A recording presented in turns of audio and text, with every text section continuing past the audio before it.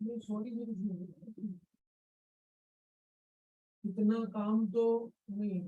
recording started. Ananya, please mute everyone. There's some background noise.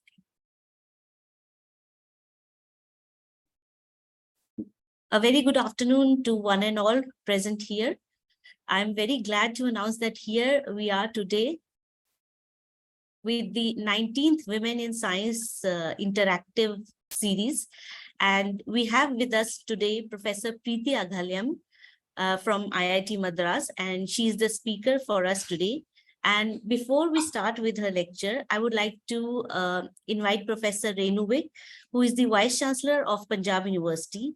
And I'm very proud to say that she's the first woman Vice Chancellor of our Punjab University. So I welcome you, ma'am, and I request you to kindly say a few words about this important aspect of the contribution of women in science. And now that we are having so many role models like Professor Preeti. Please, Professor Renu Vik, ma'am. Good afternoon, everyone. I'm audible? Yes, ma'am. Yes, ma'am. So I welcome Dr. Preeti, who is the speaker of the day for this session, which is being organized by Dr. Nishima for the INYAS this forum through WiSE, Women in Science and Engineering. So I would say that today, we are in a much better position as compared to early 80s when I was a student. Then number of girl students was much less. I'm sure in science, the percentage of girl students must have been more than the percentage of girl students in engineering. But today in engineering, we have about 30% female students. And in sciences, the percentage of girl students is even more than the percentage of boys. I think in our science departments, we have 60 to 70% girl students. But when it comes to challenges, whether you are a student or you are a working professional, I think the challenges are same, whether you are a boy or a girl. When, as a student, when you are doing experiments in the lab and when you don't get the results, then it is frustrating whether you are a boy or a girl. And I remember as a student, when we also used to take readings, sometimes the graphs that we used to plot, the curves would be completely different from what is there in the books regarding characteristics of so many devices. In books, some other curves were given, and we used to get some other curves in the practicals, and our teachers would be telling us that how you have done this, what kind of readings you have taken. But I don't know what these students of present generation feel, but when I was a student, at least most of the times, the results that we used to get, they were different from, what we were supposed to get, what was reported in the literature. But gradually, as you move on and when you are doing your doctorate, then the supervisors are more fussy about getting the results in the correct format, and we have to slog and slog to get the right results till the supervisor is happy and research advisory committees are happy, and finally when we send our publications, then we'll always get some remarks, which is, and in the first instance, we may be disheartened to read those remarks. And I have seen my PhD students also, they are frustrated because it takes a long time to complete PhD. I think 5 years minimum it takes, and it will take even more than 5 years. And as the time drag on, the frustration also increases, especially if you are not getting good results, and especially if your papers are not being accepted.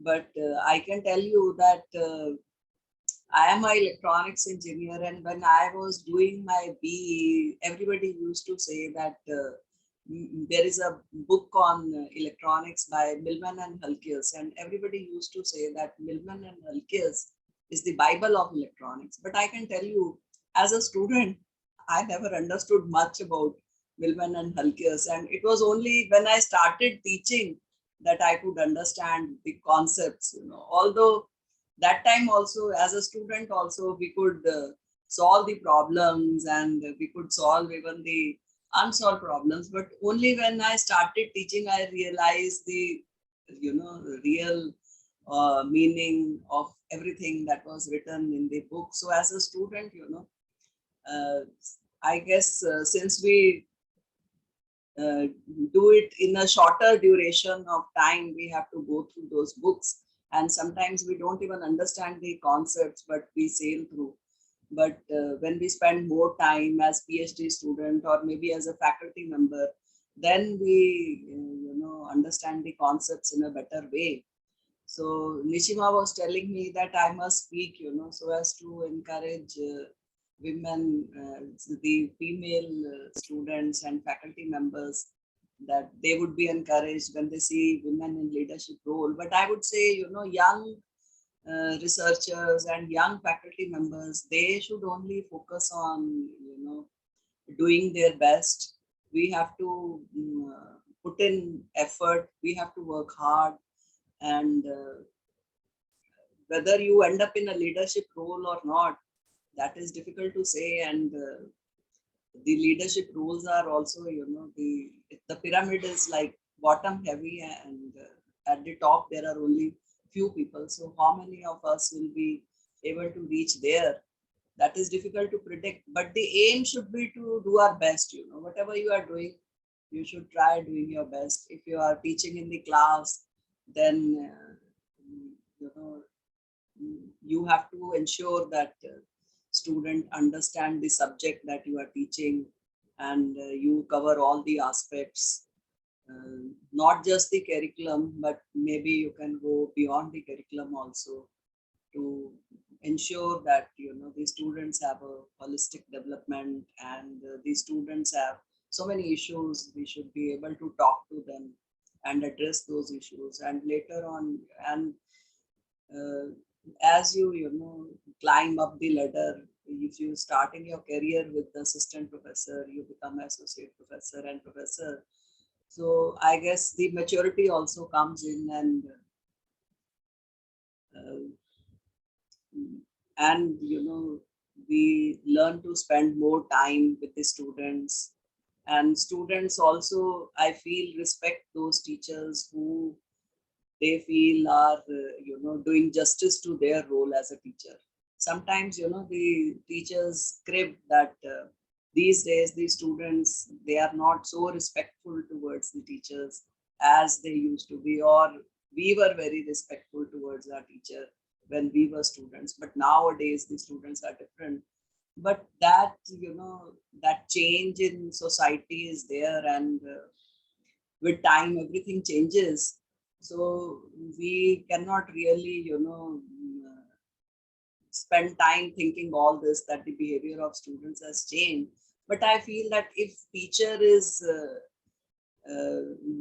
sincere towards the students, and if the teacher understands the problem of the students, then they also like the teacher, and they also behave properly with the students, and they also show respect towards the teacher.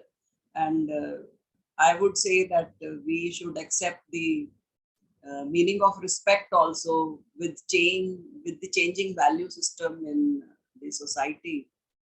And I guess if we are good with our students, the students are good with us, so it is reciprocal. So as academicians, we have to ensure that we provide a good atmosphere, a healthy atmosphere for the students, as well as we should be cordial with each other also, with our colleagues. And if we can do research in teams, and if we can respect each other, then it would really create a positive environment in teaching institutions. And if the students are there in the positive environment, if they see their teachers, collaborating and respecting each other, then those values students will automatically pick up, because we are the role model for the students. So I would now request Dr. Preeti to start her interaction with the participants here. Welcome, Dr. Preeti. Thank you, ma'am. Thank you so much, first of all, for joining. And in fact, before I would like to add up to this that, ma'am, still the scenario is same. We still don't get the results that we expect from. So it is still the same as it was in your time as well. Even our research scholars are struggling. So I think it will go on forever, probably. So before we start with the lecture, I would like to first invite Professor Rajendra Dhaka, who is the chairperson of INYAS, to tell us a few words about INYAS and the description. Please, Professor Dhaka. Thank you, Nisima ji. Can you hear me? Yes, yes, yes. Okay, good afternoon, one and all present here. On behalf of the entire INYAS family, it is my honor to welcome speaker of this event, Professor Preeti, who has been appointed as first woman director in charge of IIT Madras campus in Tanzania. It is also my great pleasure to welcome Professor Renu Vig, Honorable Vice Chancellor of Punjab University, for joining this event, and I thank her on behalf of INYAS for all her support provided for these joint events. Let me also welcome all my colleagues and all participants who have joined online through Zoom platform as well as through YouTube channel. As Professor Preeti has joined INYAS platform for the first time, and also there are many participants in this session from various places across the country. So before a little bit talking about the initiatives, let me briefly tell you about INYAS and our broad mandate. So as you know, INYAS stands for Indian National Young Academy of Science, which was founded by our parent academy INSA during 2014-15. And currently we are the only recognized academy for young scientists in the country. In INYAS, we are currently around 105 members and around 65 alumni members. And all are young independent researchers from geographically from all over India, from different institutions like IITs, ISRs, Central State Universities, research institutes of CSIR, DAE, DRDO, etc.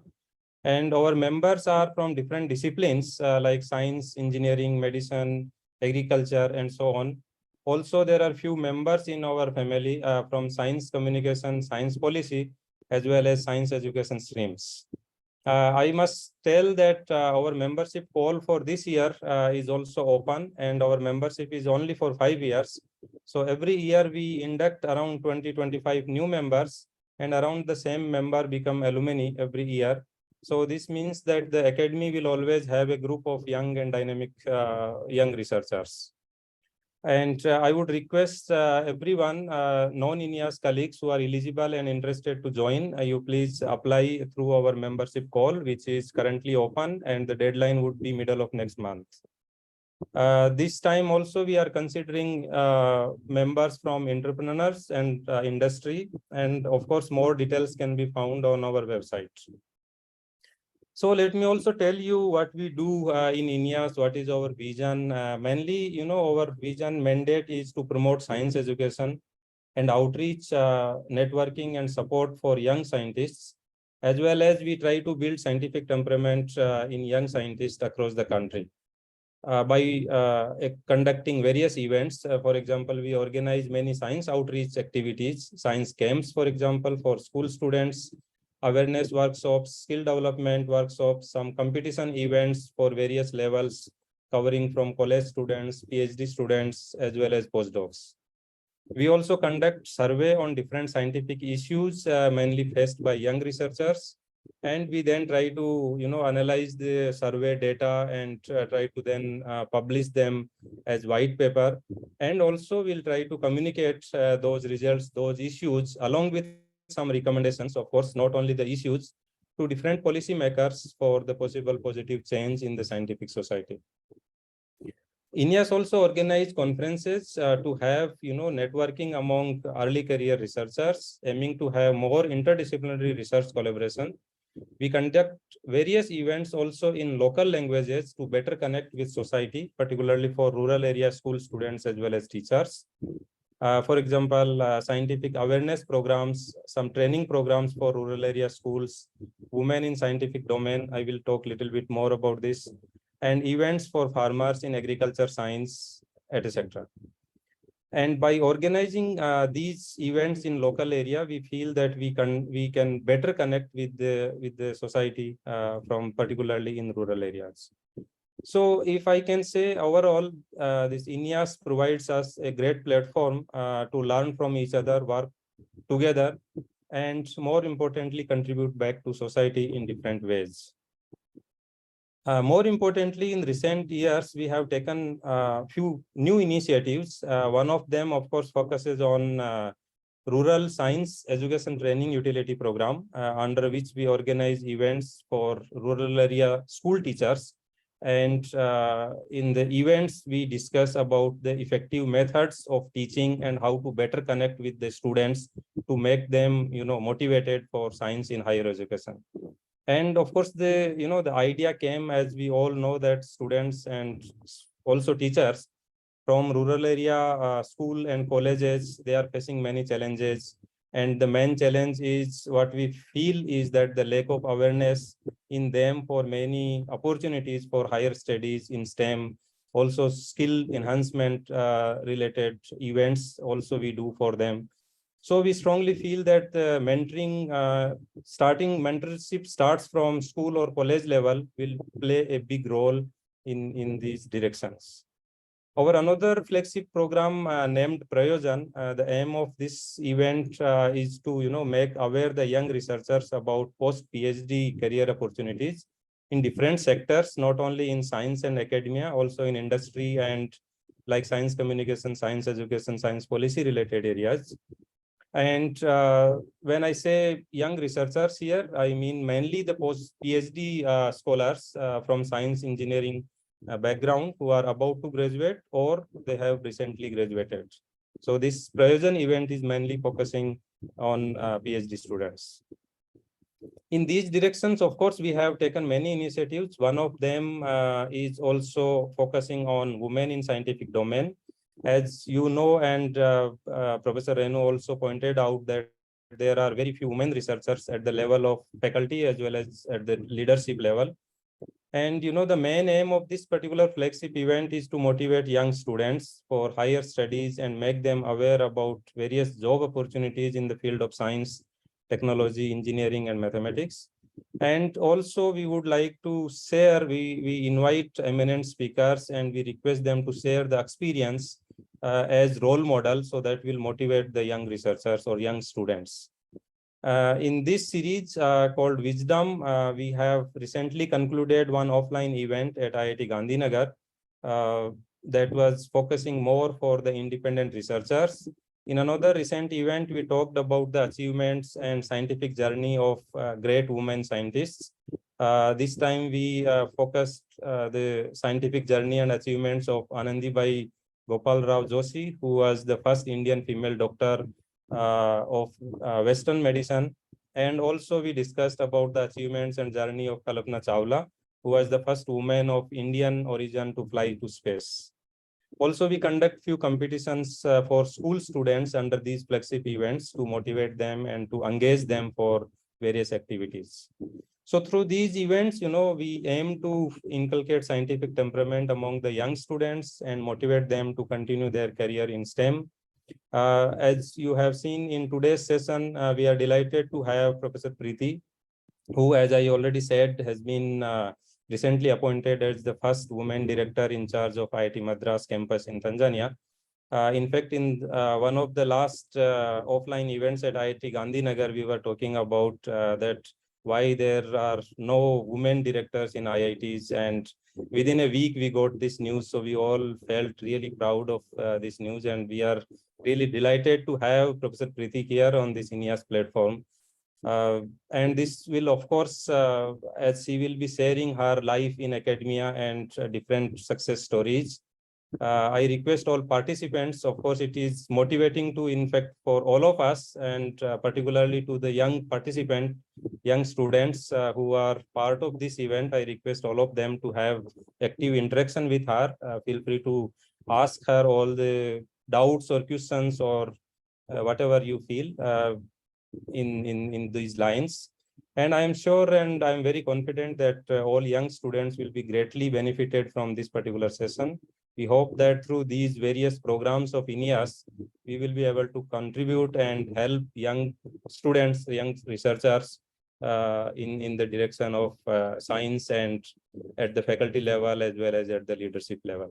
So with this, I wish for a great success of this particular session. And I'm really thankful to Professor Preeti for being with us on INYAS platform. And I also thank Nisima for organizing this webinar series. With this, I thank all of you. Over to you, Nisima. Thank you so much, Rajendra, for giving us the highlights of INYAS and also for taking away the credit that Professor Preeti is now the director of IIT, because we had discussed this in Wisdom. So, okay, so we are sort of a good luck for her, I must say. So coming back to the lecture, I will just give a brief introduction about our worthy speaker of today. So Dr. Preeti Aghalayam she's the first woman director in charge of IIT Madras Zanzibar campus, and she works as a professor in the chemical engineering department at IIT Madras. She did her BTech in chemical engineering from IIT Madras in 91. After BTech, she went to University of Rochester, New York, to pursue MS in chemical engineering. After MS, she went to the University of Massachusetts for her PhD in 96. She has also worked as a postdoctoral researcher at MIT, Cambridge, and faculty at IIT Mumbai. She has also been recognized in 2022 as one of the 75 women in STEM by the Principal Scientific Advisors Office, and her research interests are in underground coal gasification, reduction of automotive nitrates, reduction of large reaction mechanism, and reactor modeling. And interestingly, apart from being an academician, she is also a marathoner and a blogger. And this was very interesting to note. And in this interactive session, she will share her journey in academia and research and how to break the glass ceiling. And she's also a strong advocate for gender equity in STEM education. With these words, I welcome Professor Preeti Aghalayam to please begin with her interactive session. Professor Preeti. Thank you, Dr. Nishima. Thank you, everyone, for participating in this session. I'm very excited. It was lovely to hear Professor Renu and also Professor Dhaka talk about the various initiatives of your university and of INYAS. I'm sure that the activities of INYAS have really furthered and paved the path for more women in Indian academia. And it was really heartening to hear that you had spoken about the lack of women representation in IIT leadership. Of course, it's been on our mind that for more than 16 years, we've been, we've been a top-ranking institution, set of institutions in the country, but it has been a difficult path. We are a strong minority in the IITs across both, like Professor Renu was saying, definitely in engineering, but also in other disciplines as well. So I'm grateful to have this audience to share some of my thoughts about this. And, I feel certain that together we'll all put our hands together and for the next generation, the experiences will be much more positive and they'll have a lot more opportunities at every step of the way of their career. I've been asked to speak about me, so it feels like, it's a favorite activity of mine, but I'll try to keep it very brief and just give you the highlights and maybe connect it with some discussion that we can have together. I'm from Mysore in Karnataka. If any of you is from Karnataka, maybe you can give me a reaction in this Zoom reaction thing like that. If anybody is from Karnataka, I don't know if anybody is. It was lovely to grow up in and I'm sure many of you can relate. It was lovely growing up in a small city like that. Everywhere is very accessible. to roam around. I loved trees, and I used to take my cycle and spend a lot of time outdoors with my friends. I come from an academic family. So father was a professor in chemistry. Through my large part of my schooling years, my mom was doing a PhD in linguistics, and lots of my family are teachers. So I really grew up in that environment, which was all about studying and research and teaching, particularly because many of them are teachers.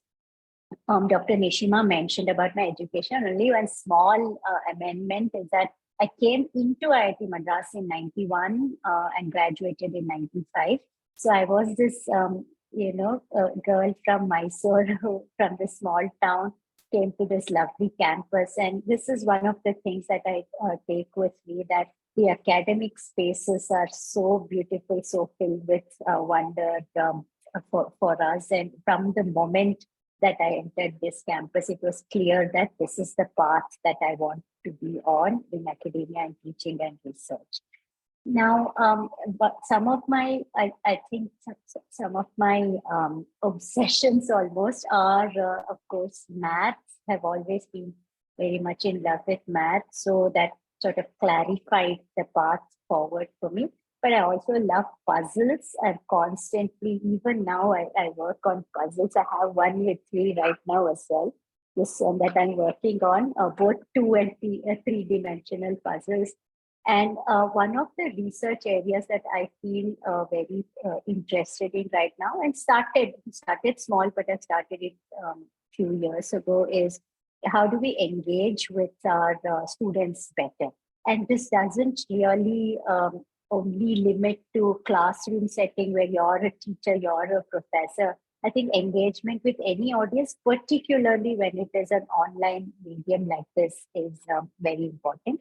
And Dr. Nishima and I had spoken earlier about the nature of this event. We had discussed that it would be really good to hear some thoughts from the audience while I, walked you through some of my life stories and a couple of other stories that I have to share with you.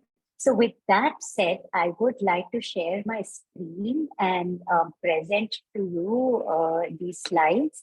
And, I want to hear your thoughts through this. Just give me a second as I work through my polling software over here. Yeah, hopefully you can see my screen at this point. Yes, we can see this. Sorry, yeah, now it's coming. So I want to hear from you, and I promise I will connect it to the next set of things I'm going to say, and also to the topic du jour, which is women in STEM and some of the things that we face. But I want to hear from you, what is your favorite leisure time activity? Maybe it's knitting, maybe it's, for lots of people, I know it's cooking. Although we dislike having to cook for regular purposes, and I know that it's something that, as somebody that loves chemistry, I do like cooking myself as well, although I've never had the time to do much in baking. Lots of my friends do that.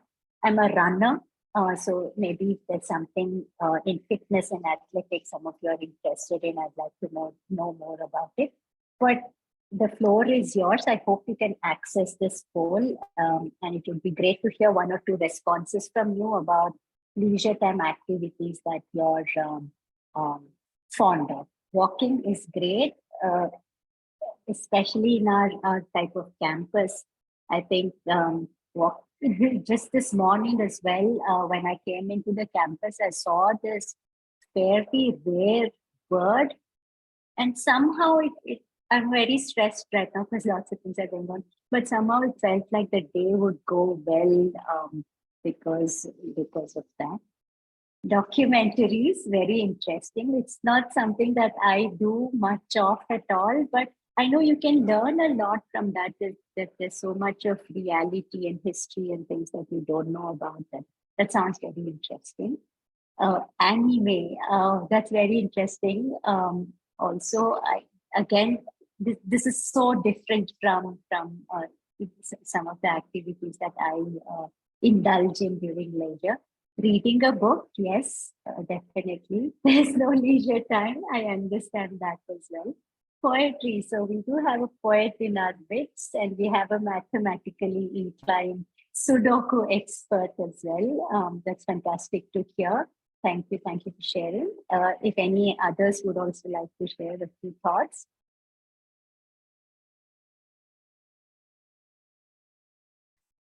I don't know. I think based on the size of the font, more than one person has certainly picked walking.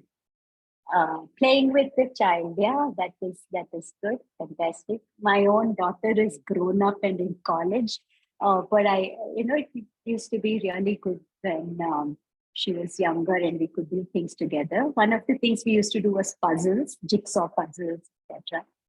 That I really found interesting and fun. Traveling. Yeah, this is on my plate. There's a lot of traveling in the next few years for sure as I go back and forth between Zanzibar and here. So yeah, I think traveling as I think it's also a stress buster for us when we indulge in something that is not directly in our line of work. More people are reading a book. Somebody's trying to write with a yellow pen. That's fine. Don't worry, it's not a problem. Planting, gardening lessons. So I'll stop sharing at this point. I wanted to hear a little bit from you all, and thank you for the several of you that responded. From very interesting to see. So as scientists, I think it's as one person at least certainly said, it's very hard to find time to make the time to do things that we love, like the person that said poetry. I'm sure that there's never enough hours in the day to indulge in your interest in poetry, whether it's reading or writing or something. I want to digress just a little bit and walk you through a couple of stories that I think have helped me think about my own career, at least slightly differently. As I mentioned, I was on this path. I wanted to be a professor right from the get-go, scientist or a professor. That was the idea. But of course, there are many, many roads along the way, and depending on which one you take, your life is going to be. So in this context, couple of stories. I think many of you will know about Rosalind Franklin. She was a scientist in the 1950s, 1940s, and 1950s in the West in England. And one of her unique qualities was, again, in case you don't know, and there's usually at least a handful in an audience that don't know about her. Her unique quality was that she was an excellent experimental pair of hands, particularly in making X-ray diffraction images. So what she could do with X-ray diffraction was something, phenomenal. And as scientists, as you will all appreciate, it's not about taking those images, but ensuring that you can get quality of interpretation from images that you take in the lab. That is what is important. And her skill in really nailing down images and ensuring that you could make meaningful theories from it was really her, I think, almost an innate quality, which she also had the opportunity to build on for several years. Now, if you don't know this yet, her most famous output is something called Image 51. And Image 51 was the most absolutely clear X-ray diffraction image that sort of very clearly demonstrated the structure of the DNA. So the double helix model that we all now know and accept as the structure of the DNA was developed based on this beautiful, very clear X-ray diffraction image that Rosalind Franklin took. Now, as you all also know, the Nobel Prize for figuring out the structure of the DNA was won by Watson and Crick not by Rosalind, although in scientific literature, we know about her contributions to the work in terms of the headlines, in terms of credit for it, her name is nowhere in the picture.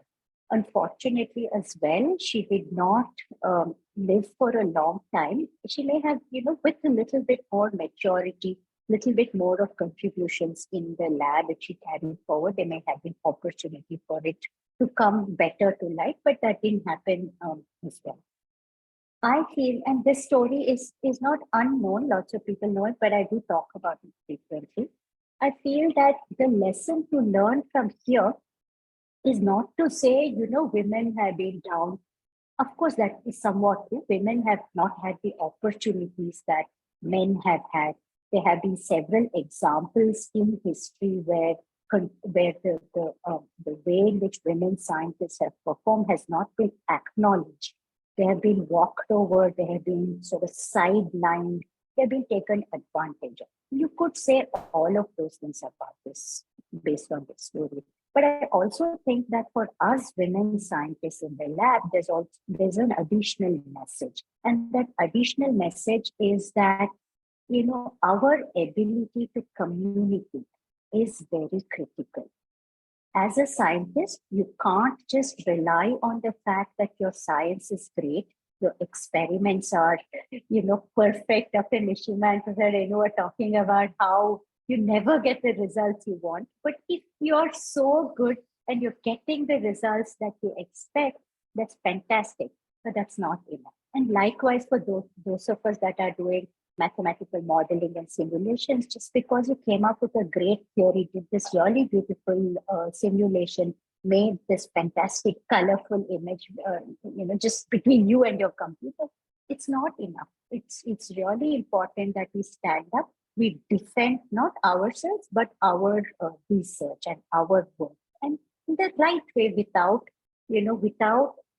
it shouldn't flip completely the other way, that we step on other people's toes and we start treading on others' spaces, etc. But in a very professional way, I think it's important for us to communicate our research and science and make sure that it reaches the right audience. So, for the young scientists out here, publishing your work with full confidence about the quality and the checks and balances have been done, etc., is, I think, very important. And although the story of Rosalind Franklin is often cited as, look, this is how it is for women in STEM, there's so much to do, it's so challenging for us, etc., I feel that there is, in a sense, a positive message that one can take from.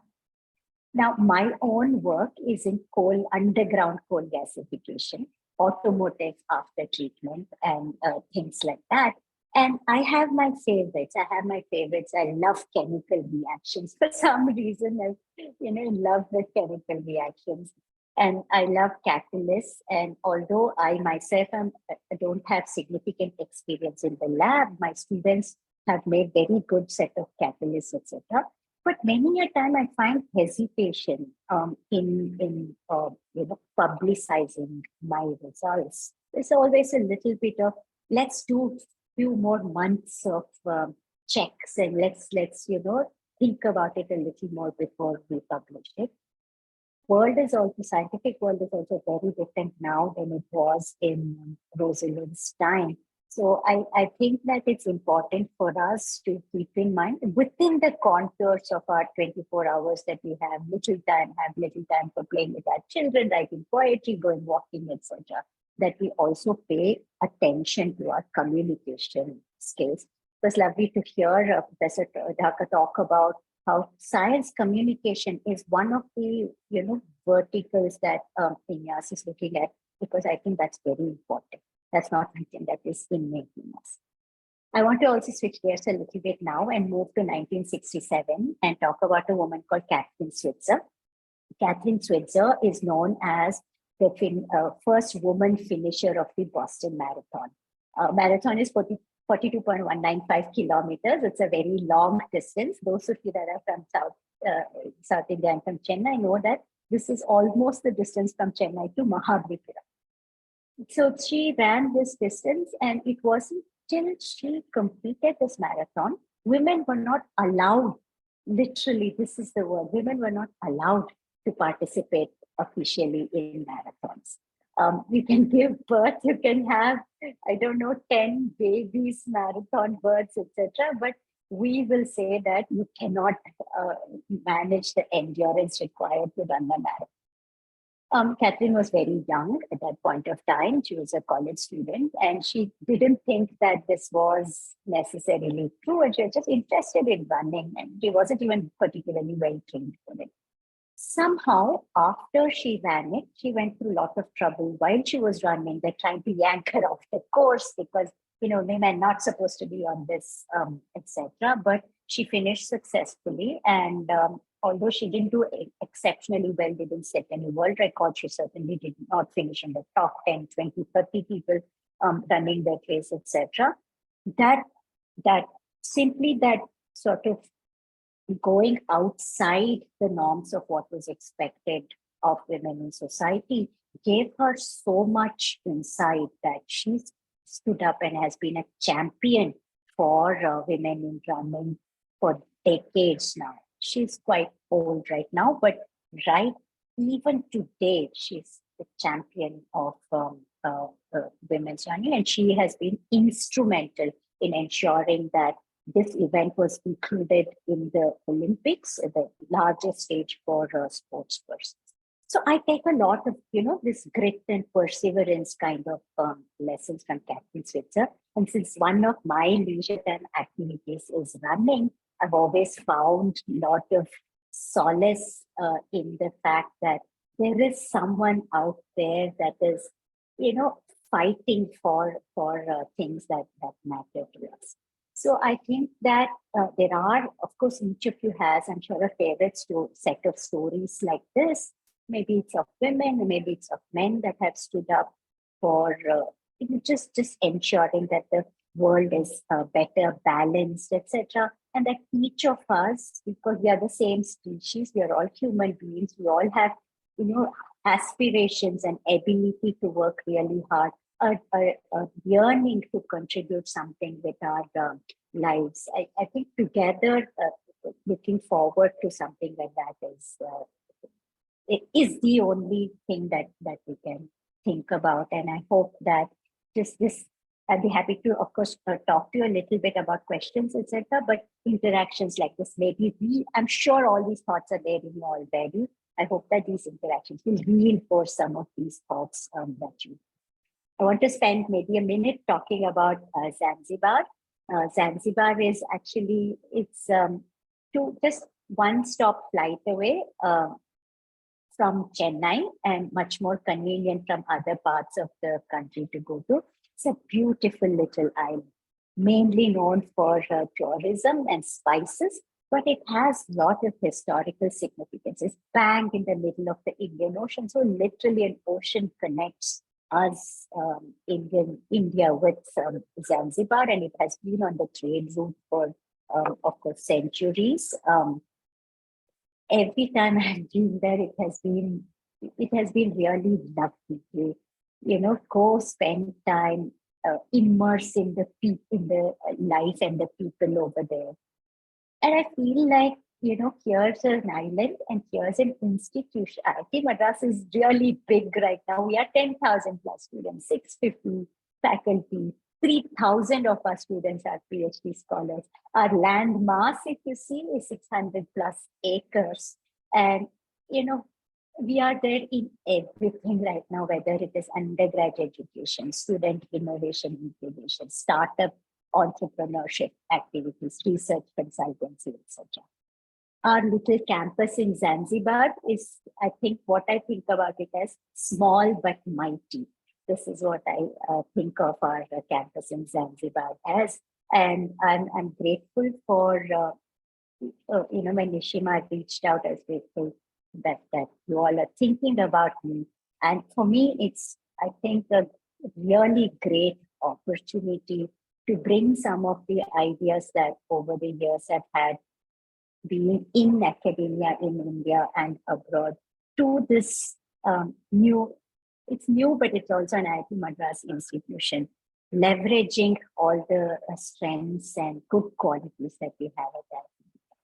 And I really have to say that, it's a big challenge. It's huge set of challenges, but a huge opportunity as well. And every single interaction with persons like you, all 30 odd of you that I'm talking to, helps. And I hope that I will have your support. So with this, I will stop. I think I have one more question to ask you, and then we can have a discussion. And that question is about, I have to find the screen in a second.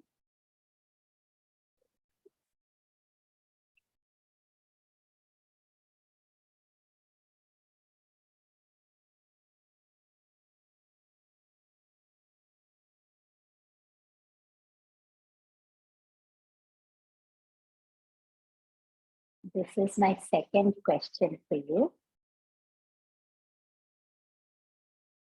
Okay, I want to ask you, and while you respond to this poll on why you think it's important to have women in leadership positions, I'd be very happy to answer any questions that you may have. Nothing is off the table. Please feel free. We're among friends here for sure. I do hope that I'll have opportunity to meet several of you later on, and that also that you visit our small but mighty campus in Zanzibar. But right now, in this moment, any questions you have, I'm happy to.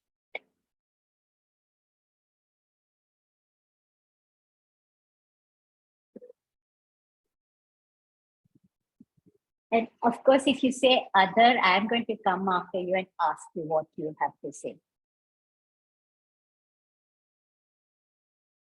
Dr. Nishima, if you want, if people want to ask questions, we can do that while this goes on as well. Yes, so the floor is now open for discussion. Whoever wants to talk to Professor Preeti, discuss, give a comment, please raise your hand so that we can unmute your mic and then you can directly discuss with Professor Preeti. Kindly use the raise hand option.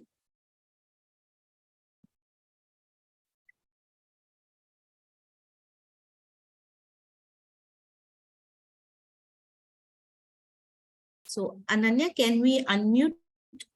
Hello, Ananya? Yes, ma'am, we can. Okay.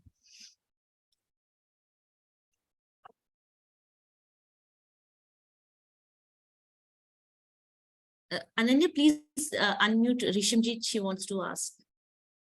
Already sending her the unmute option. Yeah, I got the option. Thank you so much, Ananya. Ma'am, I'm sorry if my question will sound a little awkward to you. But since you said that we are among friends and we can, nothing is off the Absolutely, table. Rishamjit. Yeah, please feel free, no problem. Ma'am, like you mentioned that it's very important. Communication is very important. Many times I have seen that, in a room full of men, women, in order to be more assertive, sometimes they end up becoming, borderline aggressive, and it's not always in a very pleasant manner. I'm just curious. I mean, you have such a pleasant, calm and composed, personality. I have never met you before, and this is the first time I'm actually hearing you. So, but it's such a pleasant feeling just listening to you. So I just want to know, how did you maintain this? And has it ever happened that you lost your temper and just, I don't know, thrown some papers on the table and just left the room or something like that?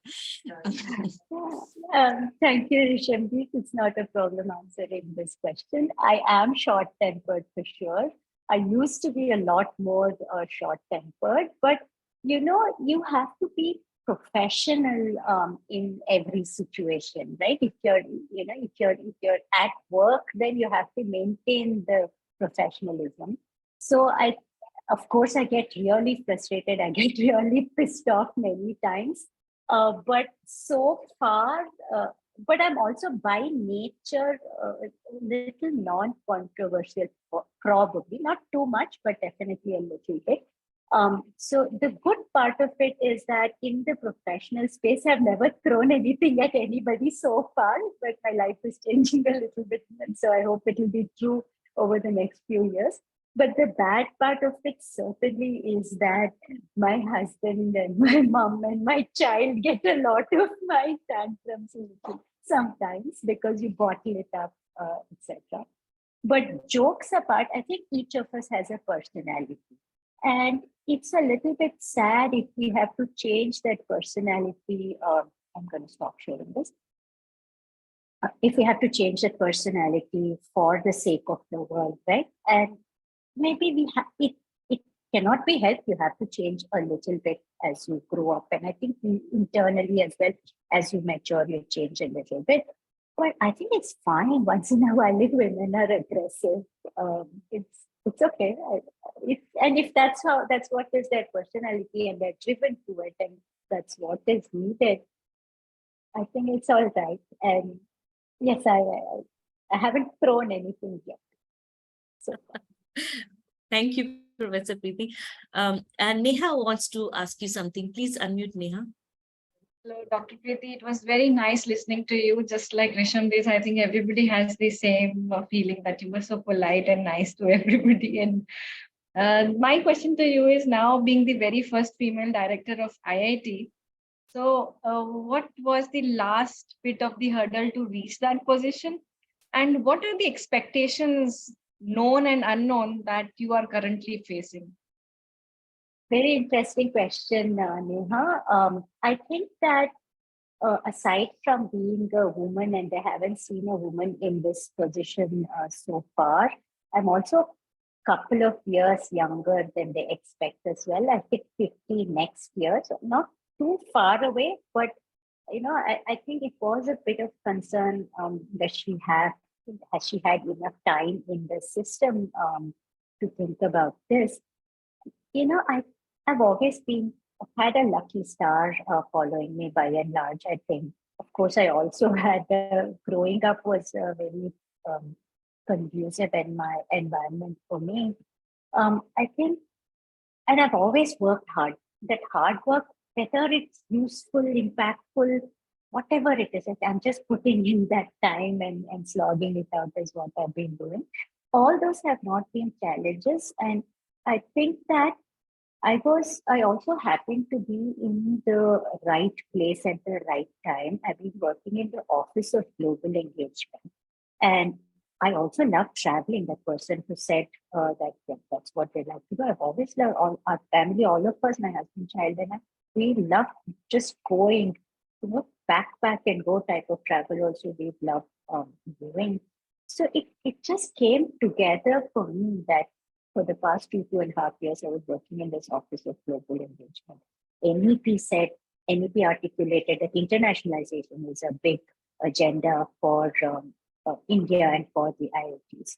There was outreach from several countries to the IIT saying, if you would like to set up a campus here, then, here's a lot of facilitations that we do.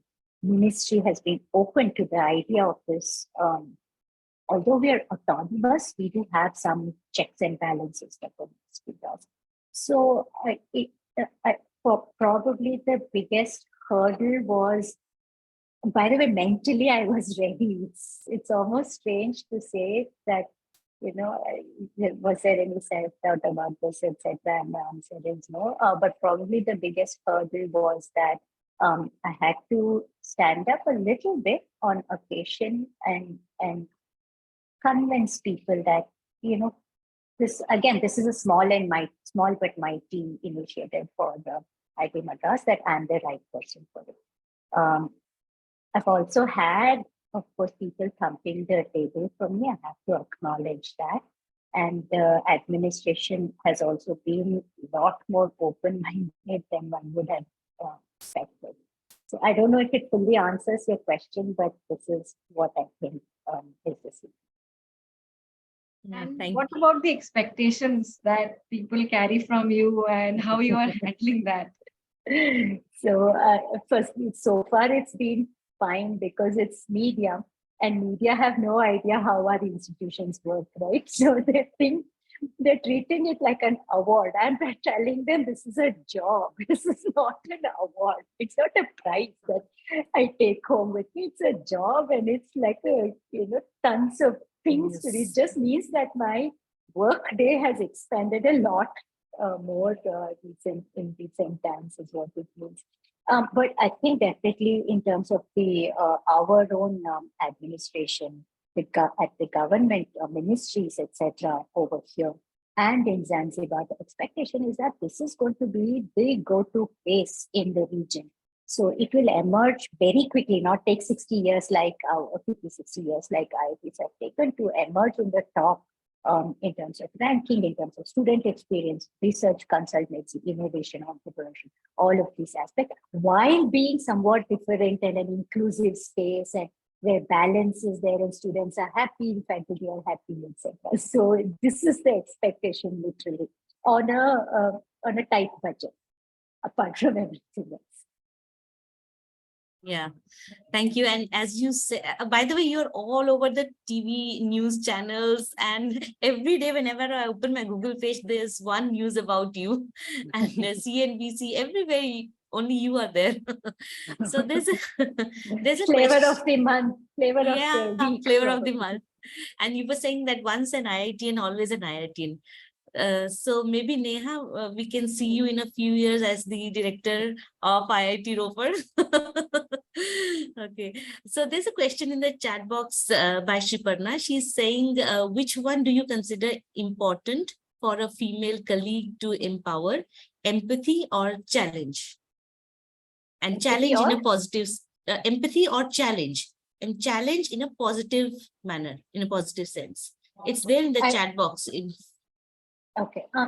I think empathy is really critical, and sort of one thing that there is a real dearth of in the world, I would say definitely our leaders are not demonstrating empathy. But I would say that I think too much on one side is also bad. So it's important to be sort of firm, like in our interaction with students, for example. Of course, they are primary, right? When I teach my class, they are the most important person, not me, not the subject, etc. But the thing is, there is a fine line between being innately empathetic and sort of acknowledging the needs of the student, etc., in a good way, and overdoing it, right? You can do a disservice to the student by sort of being overly flexible. For example, simple things like relaxing deadlines for assignment submissions. Right? You may feel like, oh, poor things, they're so overworking, stressed, let's give them more time. But there is a point where it becomes too much time and they're just procrastinating. I think it's important to be very balanced and say, here are my rules. I'm open to listening to any reasons why these rules cannot be followed by you and accommodate you to some extent, but not entirely. Like, let's just throw everything out and have.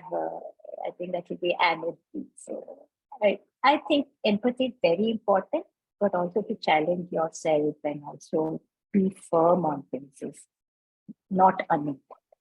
So the key is balance. Balance, absolutely. I've written it down. Balance. Yes, I believe in it. Okay, thank you. Veda, would you like to unmute? Yeah. Yeah, hi, Preeti, and glad to Hi, meet Veda. you. And like we always say, the glass ceiling and how to reach the top of the pyramid and so on. So happy to see a role model like you. But as you mentioned, like the passion and the leadership in you. But more than that, sometimes that we will see that the strategy through which you move through the system, that also actually, especially in Indian system, we see that it's very important. So as it's a closed door discussion, we want to learn some tips from you, like how you move through this system, Indian system of science, and how you are able to reach this particular position. Very good question, Dr. Veda. It's so interesting to to be asked this question. I will confess that I have people around me that know the system, that are constantly giving me some yarn, but I have about being strategic and really thinking about what I want from my career, longer term, shorter term, etc. But I will confess that I've not been very good at that. And I think my generation still gets away with it because quantitative expectations, at least at the beginning of our careers, were, just in terms of the papers that you publish, projects, money that you bring into the system, the kind of research, the impact of research you do, and students that you find, etc. They were much lower than they are today. Right, and 20. So I entered this job 21 years ago. 21 years ago now, more than that, little more than that now. And things in Indian academia have changed dramatically. And you're absolutely right that having a couple of strategies for what you want is immensely critical now. It's not possible to get away with just, floating along. Of course, you can still float along in Indian academia, I think, but if you have big ambitions for yourself and leadership ambitions, whatever those leadership is defined as, right?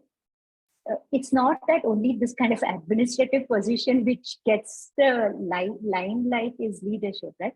What you do in your own research group and the spread of impact of your research, it's also very important kind of science leadership. So if your ambition is big, you're absolutely right that there has to be some strategy that you have to evolve. Each organization in India is a little bit different. For the IITs, I would say that some of the things are that there are those handful of young awards that getting through that, being very vocal and present in technical conferences year upon year, and within the department ensuring that there is within the institution as well, having collaborations and international collaborations also going is important. I have not done these kind of things very carefully. I have gone not with the flow. When it came to admin, again, I have just gone with the flow and slogged, identified the 2 or 3 things I'm passionate about and put my all into it. Undergraduate research, I put my all into it. Women means them. Obviously, it's something that I can't, could not help getting onto and being a voice in that. The Gati project, some of you who may know about it, I said, I want to do this.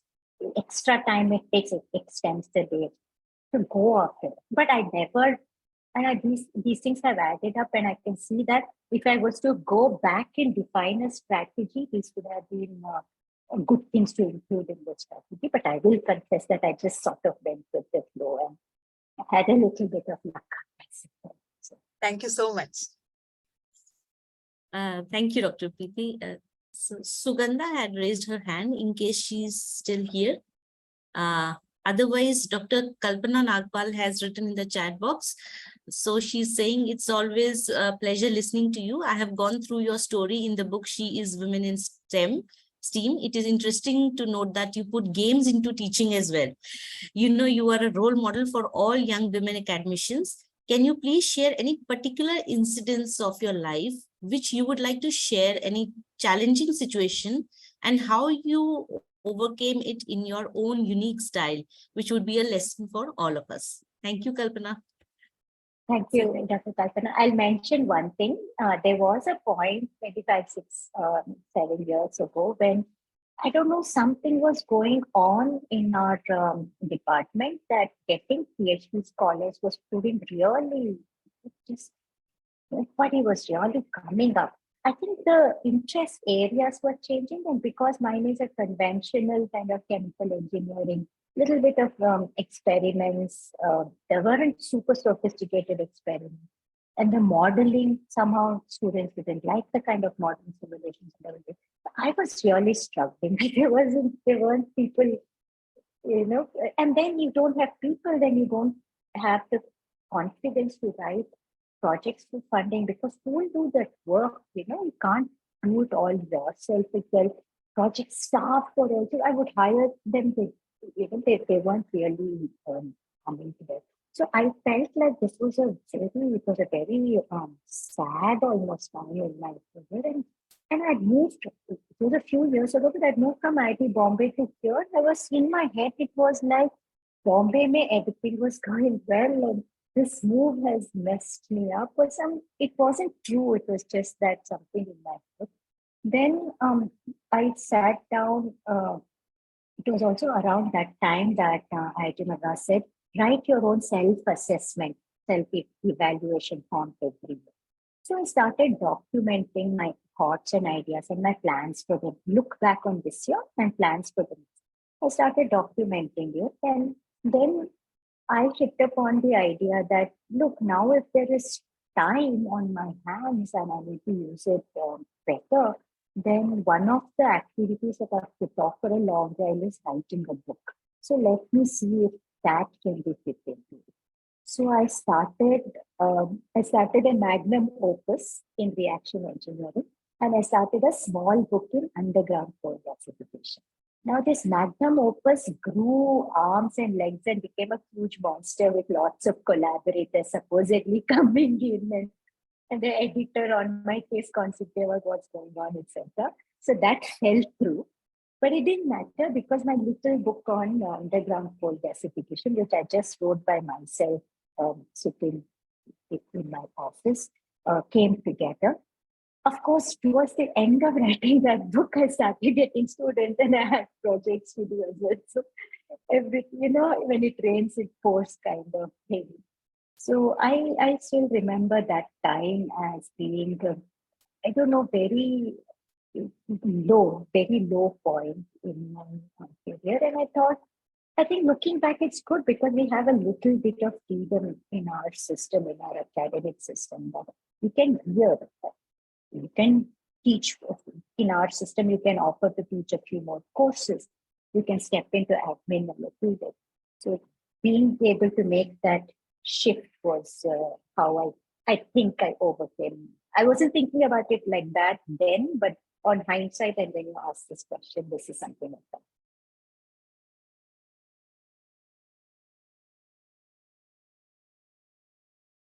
Okay. Am I audible? Yeah. Yes. Okay. Yeah. Sugandha, if you're here now, can you go ahead with your question, Sugandha? Yeah, I can see you here, Sugandha. Please unmute yourself. Ananya, if you could. Yeah, hi. Yeah, Am I okay. audible? Yes, yes. Yeah. Hello, Dr. Preeti. It's good to have you on board, and it was nice to hear you. So, as Dr. Dhaka also mentioned, the first event we were talking about this picture of directors of IITs where no women could be seen, and it went viral. So, I'm sure you know it. And in the second event that we conducted for school students, he announced that we have you now heading IIT Madras campus. And so my question to you is, do you think, I mean, I'm very sure of your capabilities of being position and your love for the place where you are a person, but do you think that, such a dialogue or such viral picture created this sort of a feeling or a need that we need to now have a women director or something like that? Do you think this having a dialogue time and again to put out a need of having female in leadership helps, or it sort of puts a pressure on administration and authorities to answer why there is so much of flack? I mean, please don't feel offended. No, I'm not offended because seriously, it's not about me, right? The data reflects that. And also I have been, I entered IIT Madras in 91. And if for argument's sake, let's say my envisioning of my future was to be the director of IIT Bombay, let's say, what role models did I have? I had zero role models. If I had to, like our previous, I think Dr. Neha was asking me if I had to make a strategy on how in 91 as a IIT, a strategy to how I'd become an IIT Bombay director. Where would I even start? If there has been no path. The data definitely says this for sure. dialogue like the ones that you all initiated, I'm sure have contributed, right? Maybe that it's in and of itself may not be enough, but the compounding value of dialogue from various quarters, pressure from various quarters is necessary, because let's face it, right? The world is still not equal. It wasn't equal for Rosalind Franklin in the 1950s, but it's just not even equal for us now in 2022. As to myself, I'm sure that there has been, little bit of luck and being in the right place at the right time, etc. But in terms of the system, dialogue has helped. Our institution has been part of the Gati project, and I'm sure some of your institutions as well. That has helped a lot, because what that project we did, the Gender Advancement for Transforming Institution, from the Government of India, Department of Science and Technology, here's an articulation that gender parity and gender equity is important for academic institutions. Here's a call for every institution to step up, analyze their data, tell GST and the government what they plan to do about improving their gender climate. I can see definitely the impact of this in this system, right? You cannot deny the power of this kind of dialogue. Having said that, I think the media within us, within our scientist community, we are rational, we know what things are. But the way the media has taken this story has been a little bit odd, I would say. But to your question, absolutely, these things are necessary. Dialogue is necessary, plans to be put in place, little bit of push from policy is important. As a world, we've defined gender parity as an important sustainable development goal. And which means that there's no hiding on this issue anymore. We have to talk about it. That's my yeah. Thanks, Dr. Preeti. I think on the same lines, Dr. Nishant wants to add up to something. Please, Nishant, you can unmute yourself. Yeah, sure. Thank you, Nishimaji. So my question was on similar lines, ma'am. And what is your take, whether it should be gender neutral or whether impartiality is something that we need to focus upon more? Because what we see generally in today's world, since we talk about women in science, but in addition, if you look at the promotion of women in science or any other field for that matter, we need to probably provide similar rights to the men as well. For example, childcare leaves, they are, I think, available only with women at this moment. So could that be something that can be taken into account when policy framing is made? And if yes, what else can be done to promote women and of course men as well? Thank you, Rishan. That's a very, very good point for sure. I wish it was one of us women that had brought it up, but no worries. I think it's important that, in all this talk about promoting women, etc., we shouldn't also swing the pendulum too much on the to the other side.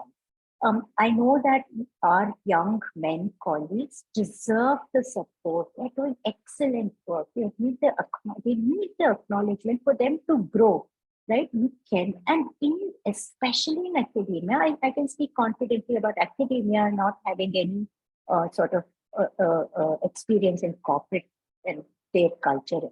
In academia, there's enough for everybody. Women don't have to come up at the expense of men. We can definitely look at a situation where we are building up.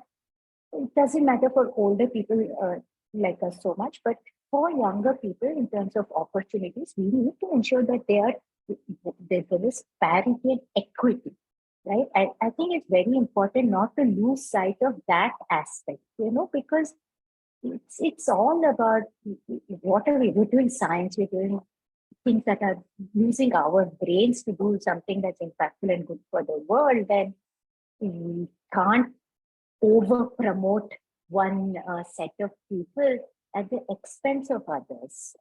So I think it's important for us to be, again, Dr. Nishima, balance, I will say again. Yes.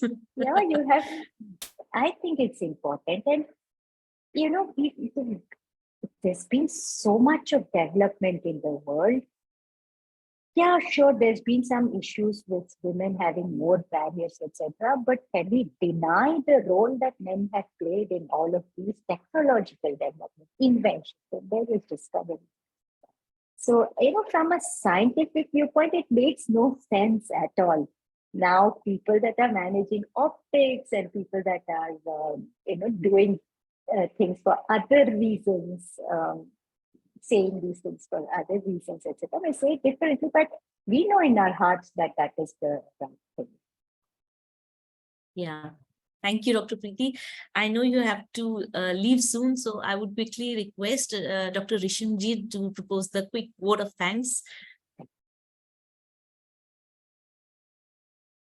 Rishamjit, Ananya, please unmute Rishamjit. Yeah, thank Yeah. you. Thank you, Ananya. Thank you, Dr. Nishima. So first and foremost, I would like to thank Dr. Preeti. Ma'am, you are an inspiration for many of us. Thank you so much for your insights, and your words will resonate with us long after this event as well. Then special thanks to Dr. Renu Vij, the first female VC of PU. Ma'am, thank you so much for gracing this occasion. Then I would like to thank Dr. Rajan, Chair INYAS. Thank you so much for beautifully introducing INYAS and sharing the activities with the audience. I would also like to thank Professor Deepti Kumar, founder of WiSE team.